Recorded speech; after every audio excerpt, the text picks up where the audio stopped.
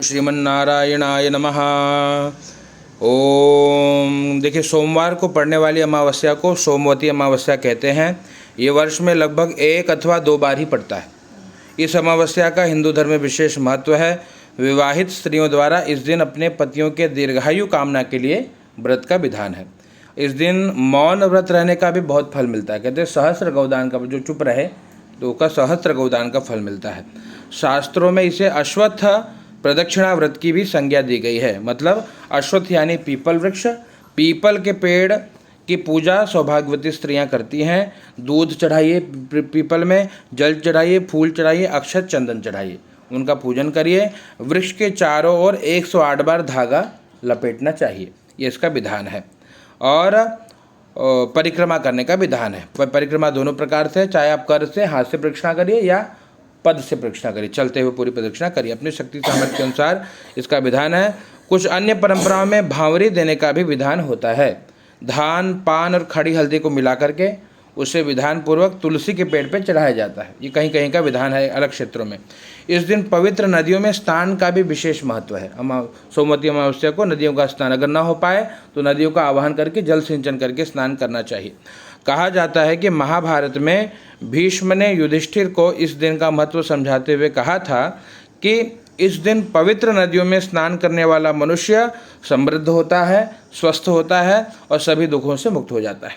ऐसा भी माना जाता है कि स्नान करने से पितरों की आत्माओं को शांति मिलती है। सोमवती अमावस्या के दिन पितरों की शांति शीघ्र हो जाती है।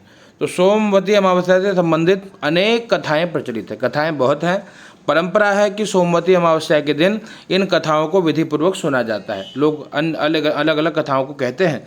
उसमें से एक कथा ये भी है कि एक गरीब ब्राह्मण का परिवार था, जिसमें पति पत्नी के अलावा एक उनकी पुत्री भी थी। पुत्री धीरे धीरे बड़ी होने लगी।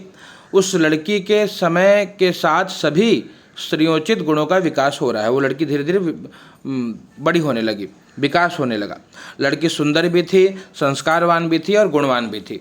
लेकिन गरीब होने के कारण उस कन्या का विवाह नहीं हो पा रहा था। एक दिन ब्राह्मण के घर एक साधु पधारे, जो कि कन्या के सेवा भाव से काफ़ी प्रसन्न हुए और कन्या को लंबी आयु का आशीर्वाद देते हुए साधु ने कहा कि कन्या के हथेली में विवाह की रेखा नहीं है। तो ब्राह्मण दंपत्ति ने साधु से उपाय पूछा कि कन्या ऐसा क्या करे कि उसके हाथ में विवाह का योग बन जाए।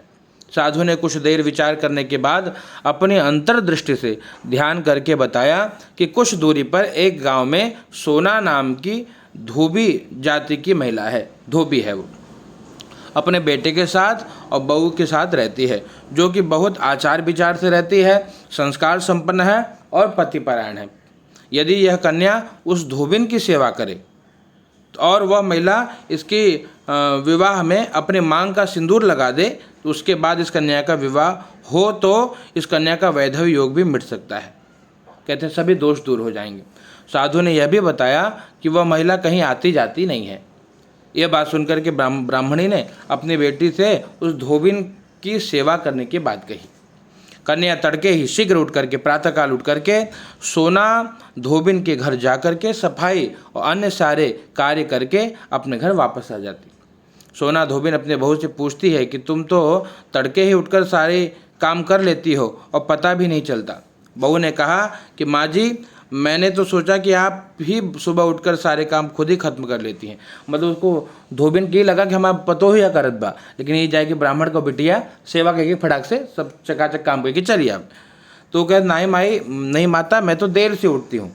तो धोबिन ने कहा कि मैं स्वयं देर उठती हूँ, मैं तो नहीं करती।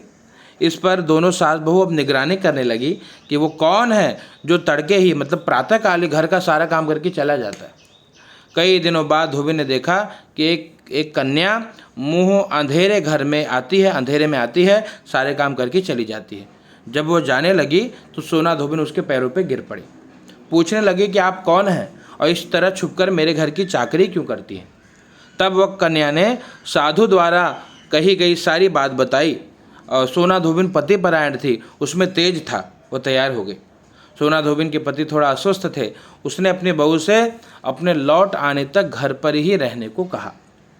सोना धोबिन ने जैसे ही अपने मांग का सिंदूर कन्या के मांग में लगाया तो उसका पति मर गया। उसे इस बात का पता चल गया। वह घर से निराजल ही चली थी, यह सोचकर कि रास्ते में कहीं पीपल का पेड़ मिलेगा तो उसे भांवरी दे करके और उसकी परिक्रमा करके ही जल को ग्रहण करेगी। उस दिन सोमवती अमावस्या थी। ब्राह्मण के घर मिले पुए पकवान की जगह उसने ईंट के टुकड़ों से 108 बार भांवरी दे करके 108 बार पीपल के पेड़ की प्रदक्षिणा करी, उसके बाद जल ग्रहण किया। ऐसा करते ही वो जो उसका पति जो मुर्दा था उसके शरीर में कंपन होने लगा। पीपल के पेड़ में सभी देवों का वास होता है तो कहते हैं, और फिर भगवान ने दोनों का कल्याण कर दिया और जगत के उनके दोनों सभी के सब कार्य सिद्ध हो गए। पीपल के पेड़ में सभी देवों का वास होता है। अतः सोमवती अमावस्या के दिन शुरू करके जो व्यक्ति हर अमावस्या के दिन भांवरी परिक्रमा करता है उसके सुख और सौभाग्य की वृद्धि होती है। जो हर अमावस्या को न कर सके वो सोमवार को पड़ने वाली अमावस्या के दिन 108 वस्तुओं की भांवरी दे करके सोना धोबिन और गौरी गणेश की पूजा करता है, उसे अखंड सौभाग्य की प्राप्ति होती है। ऐसी परंपरा है कि सोमवती अमावस्या के दिन धान पान हल्दी सिंदूर सुपारी जो भी जिसका सामर्थ्य है वो उसकी अपनी शक्ति के अनुसार भांवरी देता है। उसके बाद सोमवती अमावस्या को अपने सामर्थ्य के अनुसार फल मिष्ठान सुहाग सामग्री खाने की सामग्री इत्यादि की भांवरी दी जाती है। भांवरी पर चढ़ाया गया जो सामान है ब्राह्मण को या ननद को या भांजे को दिया जा सकता है। अपने गोत्र या अपने से निम्न गोत्र में दान नहीं देना चाहिए। इस प्रकार से तो सोमवती अमावस्या की इतनी महिमा है। जो इस कथा को श्रवण करता है कहते हैं भगवान की कृपा से सभी प्रकार से जीव का कल्याण होता है और समस्त मनोकामना की पूर्ति होती है। लक्ष्मी नारायण भगवान की जय।